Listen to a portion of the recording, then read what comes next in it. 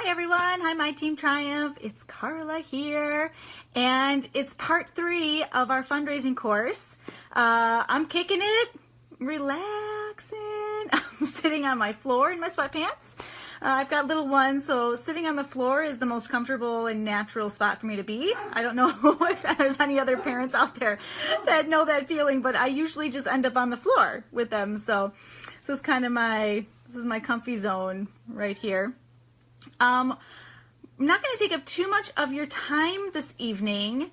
We're just going to keep progressing. We're just going to move along. So, to review, we had part 1 with Christian, and he went through and, hi Christian, he's watching. He went through and just showed you how to set up your fundraising pages, talked to you about the importance of fundraising. Hey, Kayla! Talked to you about the importance of fundraising, a little bit why we do it, and really went through and gave some great tips on how to get started in your fundraising effort. Then we went through on part 2, and I talked about offline. Getting offline and just throwing some ideas out there for you guys on what you can do instead of just posting your Facebook link or your link, on Facebook, and just some more the asking, right? The personal selling, the asking. Yo, he says. Christian, are you wearing a helmet? Because I will only talk to you if you're not wearing a helmet. So Christian put a video out there earlier today. He was riding his bike and live videoing, doing this while riding. I can't even sit on my floor and do this, but he's riding a bike with his dog, no helmet. Let's all give a thumbs down for the no helmet. So you can only do this if you can only watch now, Christian, if you have a helmet on. So, helmets all day. So part 2, again, we just talked about getting offline. We talked about the ask. We talked about, oh, hi Ron. We talked about skills. I'm not going to get through this because all I can picture is you not wearing a helmet while riding your bike and then wearing a helmet the rest of the day. It's the only thing that's going through my head. So we talked about, last week, getting back on track, we talked about the ask, the sales pitch, right? And practicing our sales pitch, telling the problem, stating what the problem is, what your why is, and then giving a call to action. So we talked about the sales pitch, and hopefully you guys have kind of nailed that down and been able to practice that. So today, what we're going to talk about is at the office, right? So the office is really an untapped resource for a lot of fundraisers. And so I'm just going to go through just some easy to more difficult things that you can do at your offices, at your workplace. And hopefully this will help out in your fundraising, guys. So, I'm going to read some stats because I found some and I thought they were really safety first Christian. Exactly. Everyone thumbs up and like Kayla, safety first Christian. So I'm just going to read off some facts here that I found, and I found them quite interesting. So the first one I found is regarding corporate match programs. Now, does your company have one? Do you guys use your corporate and company match programs that are out there? Because they exist. So 65% of large companies match, and 28% of small to mid-sized companies match. So chances are your company's match out there, guys. Take a look into those programs. They're really easy. Here's another interesting one I found. Each year, $10 billion of corporate matching gift money goes unclaimed. So that means that's $20 billion to nonprofits, because what the match program basically says is you put in $10, we'll put in $10. So $10 billion, you guys, is sitting out there with these companies and nobody's asking for it. That's all it comes down to. Nobody's asking for it. So these company match programs are super simple, right? Just from my own personal experience. My husband has a company match program. I've had some friends that have donated to me through it. So it's basically just filling out a form online. You can talk to your human resource department and they'll really be able to give you instructions on what to do. A great way to build up some funds with this is to have your family, like those top 5 that we talk about, like that, who are the top 5 people that you would go to and ask for donations every time. Your company wants to support your angeling. They do. Angeling is totally a word. So yeah, guys. So what I have done in the past is I will ask the friends and family to donate to me. Sounds silly, but like give me their donation, and then I'll write one large check out and then use that for the company match. Do you understand what I'm saying? So instead of, doing me donating $25 and asking for $25 in match, I'll now have $100 or $150, and then $150 is being matched, right? So that's one way you can really build up those fundraising dollars. And again, it really is pretty simple online forms that you fill out. You put in the charity that you're raising money for. They might ask a few questions. If you have any problems or questions with that, you can always shoot us an email. Sometimes you'll need like a certain, tax identifying number from us and stuff, but that's all information that's available to you guys. So take advantage of those programs. Dip into that $10 billion, guys, right? So then there's like in the office fundraisers. And I participated. Yes, ask your HR department about that company match program. So there's these in the office fundraisers, and I just started Googling some of them, and I've partaked. It's a word too. Angeling's a word. Partaked. We'll go with it. I've been involved in some of these myself, and they're a little cheesy, but they can be fun. And not only is this a great way to raise money, but it's also a great way to raise awareness in your workplace and maybe find some new potential angels or volunteers or even captains out of it. So what about a penny war by department? So again, this is not going to get billions and thousands of dollars, you guys, a penny war, but you could raise some significant funds by department. If your workplace was anything like mine was in my previous work life, our departments got pretty competitive against each other. So I don't know if you've participated in penny wars, but pennies are positive and any other denomination of money is a negative. So you want pennies in your jar, and then we would go and sabotage other jars with larger coins. And again, it didn't raise tens of thousands of dollars, but it did raise a lot of awareness, and it was a lot of fun. Charge late fees was one that I thought was fun. So if you are late to a meeting, you're kicking a buck in the jar, kicking a butt and kicking a buck. You're putting a buck in the jar for being late. Not only is this kind of fun and kind of gives you that you're always late, you're paying now. The little ha-ha jab that you get to have. Again, just a fun thing to do in the office, and hopefully your meetings, or not hopefully, will start on time because everyone's there.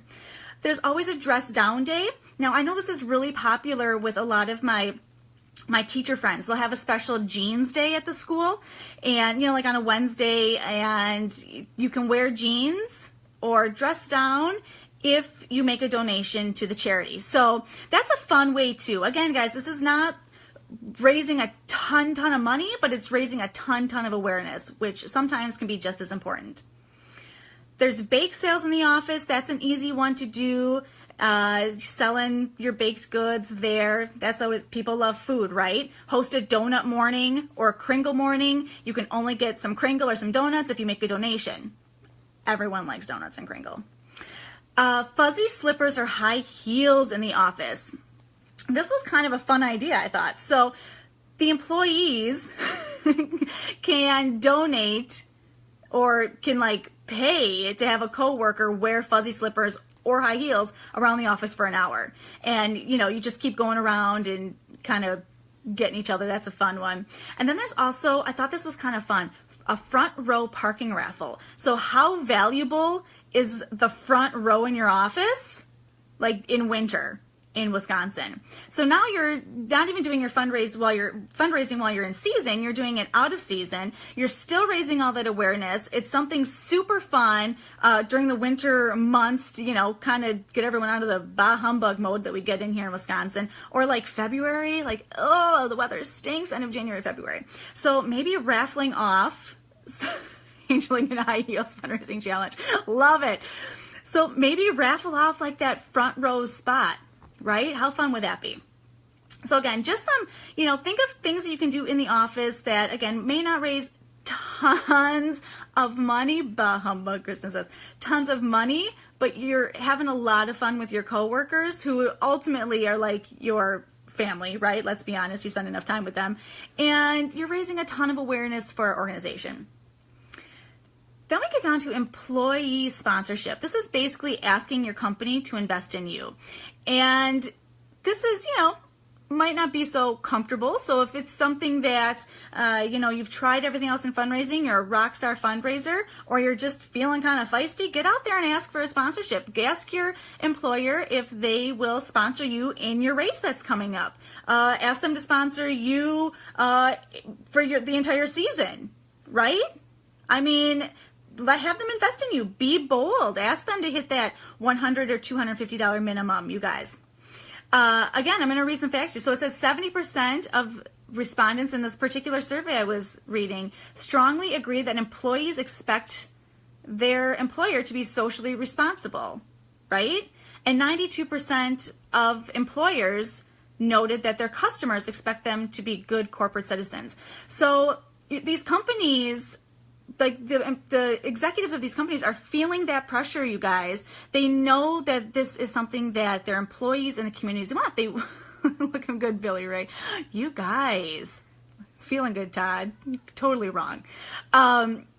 Corporations, like, they want and need you guys to help them be successful and be responsible community members. They know that it's expected of them, not only from their employees, but also from their customers. So go to them and ask. This is something they're looking to do anyway. And you guys are participating out there in these communities and changing these communities. So it can be a really great fit. Another way that you can talk to your employer is through our Refined program. Now, do you guys know what our Refined program is? It's this leadership challenge. It's like a corporate challenge. And this is kind of like the highest level of sponsorship. And it's not, exactly fundraising, but fundraising for you personally, but it is. So what this is it's this corporate challenge, and my team Triumph Wisconsin puts it on in partnership with all these local businesses and race officials. And what we do is we try to help Wisconsin corporations find that purpose to health and wellness that goes beyond physical. So, you go to your employer and you ask them, hey, why don't you be a part of this Refined program? I cannot even, Refined program. And what they'll do is they participate as an angel. It's the whole angel experience. So you have a team from your company, and you go to training runs and the race together, and it really builds up morale in your corporation, in your company, with the people you're working with every single day. It just brings it to a whole new level of teamwork. And so it's a really cool program, you guys. So if you think that your employer would be interested in something like this, please ask us some questions. We can send you information on it, and it would be awesome to get some of our own Angel and Captains employers out there with us, right? How fun, how cool, getting everyone involved. That ultimately is an investment that your company will be making in the well-being and culture of the organization. So again, if you're interested, or you think your employers might be interested, or you think they might be down the road, or you're not even sure if they're interested, ask us and we'll send you information on it. And then with our employers, and we really, hi Greg. Hi Greg. With your employers, you really want to make sure that you're thanking these guys, and do it in public, do it in a big way, because they can really help you and support you in so many good ways, and support this community, and partnerships can be formed. So make sure they're getting that recognition out there, and that the community knows that this company that you work for is really supporting the things happening around them. Sound good, guys? Right? That's pretty simple stuff, right? We can all do that. It's awesome. So now I really want to go over some My Team Triumph fundraising myths, and then frequently asked questions, because these come up a lot. So let's just put it out there, right? Myth number 1. What do you guys think it is? Britt, I know you're on here. Kristen, what do you think the number 1 myth is? Go ahead, throw it out there. I'm going to give you 1 minute. What's the biggest one you think is out there? I can hear my little ones fighting in the background. So we have 2 minutes to finish this up. All right, myth number 1. All angel registrations are donated by the event management team. Oh, you don't have to fundraise. That's a good one, Britt. That's a good one. I can't do it. Those are good. So the one I hear the most is that, you're like, I don't know why I have to fundraise. Like, our registrations are comped, right? That is false. They are not. Some races, a few races, perhaps Christian who's on here can speak specifically to this. A few races will donate the registrations back to My Team Triumph, will donate them. Many will not. So when we're lining up on race day, those are a lot of registrations that we need to cover, and your fundraising dollars really do help go to that purpose. And so just know that all of our registrations are not just automatically donated because we're My Team Triumph and we're a nonprofit. Only a few, he says. Yes, only a few donate. So keep that in mind. Myth number 2, I have until the end of the year to get my fundraising done. That is false. You do not have until the end of the year to get your fundraising done. We really like to have those minimums met by race day. And if you're not able to meet them by race day, then we will we'll talk about that in a second in the frequently asked questions on what to do there. People number 3. People are sick of me asking them for donations. False, sort of. Some people might be sick of you asking for donations, but that's okay, because as Christian said, it takes like 7 times of being asked before you'll say yes. And it's for no other reason but they just, like, in one ear out the other kind of stuff. So don't feel bad about your asking, you guys. Keep putting yourselves out there, keep telling your stories, keep giving your sales pitch. People like being asked to donate to these causes that we feel so passionately about. Number 4, my $20 donation or $100, it's like nothing. It has little or no impact. So wrong, you guys. So when we work it all out, it costs $8.16 for one inclusive opportunity. So that's one captain at one training run, one time, you guys. So your $20, like, it's helping, right? It's helping a team participate in a training run. It's helping. So the $20, $5, $10, it helps. Oh my goodness, my little one is like screaming out this door right now. Myth number 5, fundraising is hard. Is that Christian crying in the background? It is, and he wouldn't be crying, Ron, if he had his helmet on his bicycle. I think my 3-year-old wants to get in here and see me, and I've like locked her out of my room. So myth number 5, fundraising is hard. Fundraising is not hard, and I hope that this whole experience in this three-part class has helped you guys learn that fundraising is definitely not hard. You guys can all do it. Oh my gosh, it's like World War II outside my door. All right, so frequently asked questions. Where can I go, or where do I go to find what my fundraising requirement is? Oh my goodness. Sorry about that, guys. So you can go on the individual event pages, and they're all listed there. Normally, they are either $100 or $250. So go ahead on there. If you have any questions about minimums, go ahead and shoot us a message on Facebook or send us an email, and we can let you know what those minimums are. How do you know if you are correctly registered for an event? You should be getting emails from us, and if you are not, then ask questions, because sometimes they go into the spam mailbox. So if you don't get an email from us, boom, pow, if you don't get an email from us confirming, then just go ahead and shoot us a message, and we can let you know right away if you are registered or if there's a problem, and we'll get it all figured out.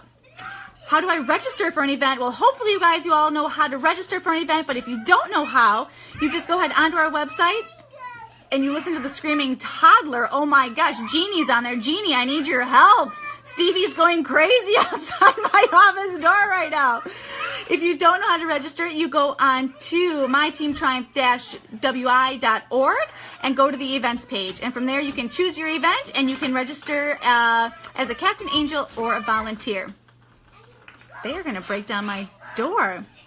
Can I raise more than my fundraising minimum? Yes, you can. Absolutely. They are just minimums. So you get out there and you raise as much as you possibly can for our organization and help as many captains and create as many inclusive opportunities as you can. Girls. Oh my God. Come here a second. Sorry, everybody. We're taking it. Come here. We're taking a time out. She hurt her finger. Come here. She hurt her finger. It's okay. Okay. Mommy's got one more minute, okay? Any parents out there, can anyone relate to this situation right now? All right, and Kayla says, what if you can't fundraise the goal by race day? That's a great question, and that was actually our number 5 frequently asked question, Kayla. So we really like to say that you have 1 week until after your race to raise that, which is actually kind of awesome, because then you can use your race to help you raise that money. So you get to race day, you don't have your minimum, just let us know. It's just a simple conversation. Just let us know. And then after all of us can relate. Thanks, everybody. Poor little thing. And then after the race, you guys, post pictures, post your video, tell your story, and make sure to be putting good English. Make sure to put your page's fundraising link on those photos and on that story. And I promise you, people will start donating. Oh, thanks, Julie. You're the best mama. I just locked my kid out of my room. I'm not the best mama. Poor thing. So yes, you have up until 1 week really to hit that minimum, Kayla. And if you can't, that's okay. Totally use your experience then. Does that help? Oh, you know, people donate to cute children. And use your children. Say, feel bad for me. I have a screaming toddler. Oh my goodness. You guys, do you have any other questions? We've got 10 people out there. How is fundraising going? Someone give me a good fundraising story. I would love to hear, like, what is the fundraising, why can I not speak? Fundraising win for you guys from the last few weeks. We've had a lot of races. We've had just a ton of stuff going on over this last month. We've had these courses, or what is something that you guys have like learned from this? What do you guys think? I'm going to give you just like a couple minutes here. I'd love to hear what's one takeaway from this 3-part course, besides my daughter can just scream like no other when locked outside of a room. Can you say hi to everybody? Everyone's watching you right now. Did you hurt your finger? Yeah. We hurt our finger. Most fundraising happens within 5 days before or after your race. That's awesome. Sorry, I'm reading this comment. That's awesome, Christian. Thanks for that. I didn't even know that. So what I normally do, you guys, is I will fundraise. I'll start, my goodness, probably a month out before my race. Just posting my link on Facebook, getting out there. I put stuff. I'm kind of annoying. Like, I'll put pictures up of my training runs, and anytime I do that, anytime I am, you know, doing something that relates to what my passion is, then, you know, I put my link on there and ask for a donation. And yeah, I've really had a lot of success. But you're right, Christian. I guess there's a lot, you know, within those 5 days. I like to put a countdown to the event out there for people. That's been successful for me. And yeah, I said, use the event, right? Your training leading up to it. Tell the story. Tell your captain's story if you can. Just get it out there. Ask everyone, right? Jeannie says, if you don't run, what can you do? Oh, Jeannie. So Jeannie is family. She's awesome, and she's such an awesome supporter of me and all of my crazy, all my craziness, and my girls just love her. So, Jeannie, I would love to get you out there. I would love to get you out volunteering. Come on out there. We always need volunteers, you guys. There's, you know, you guys all know, there's the working parts. We have our rock star captains who are there just, you know, giving their all to us. And Caitlin, don't kick this, please. Sorry, my other one's over there kicking. You know, just giving us that, that we need as athletes. We've got the angels that are, you know, just working hard. We have the donors that we've, you know, been working on getting, and then we have our volunteers. So Jeannie, I'd love to get you out there volunteering. I think you would really, really love it. Britt, it seemed like people really wanted to help me win the challenges. Yeah, so Britt did an awesome job recapping her races, and, you know, just the week leading up to it and after, and I always loved reading your recaps, Britt. They were really awesome, and she would put her links out there. Her sister Annie did a great job, you know, kind of I haven't even met Annie, and I like feel like I know her through Facebook, but she would put out there like, you guys know I love to be challenged, and I have this challenge of raising money, and oh, now we're getting a song. Someone feels better. So, you know, she was really using her own personality and Britt as well to get the, yeah, you're welcome. They were awesome. They're awesome. Go Captains. That's right, Kayla. Well, all right, guys. Love to hear it. Again, this ends our course with a song. You're all welcome for that. And if anyone has any questions, a little competitive, you think? My goodness. If you guys have any questions at all about fundraising, registration, you need ideas, please, please, please reach out to myself. Thanks, Ron. Reach out to Christian. Reach out to Kristen. Reach out to anyone. Throw it on Facebook. If you have a question, you know, there's a good chance that someone else out there has the same question or the same experience. So don't be shy, guys. Fundraising can sometimes be a difficult conversation, but it's one that we love having. It's an important part of our organization, and we need all of you to be out there and advocating and doing it for us. So keep living out your passion, guys. Keep creating those moments of triumph, and please let us know if you have any questions at all. Thanks so much, guys. Bye.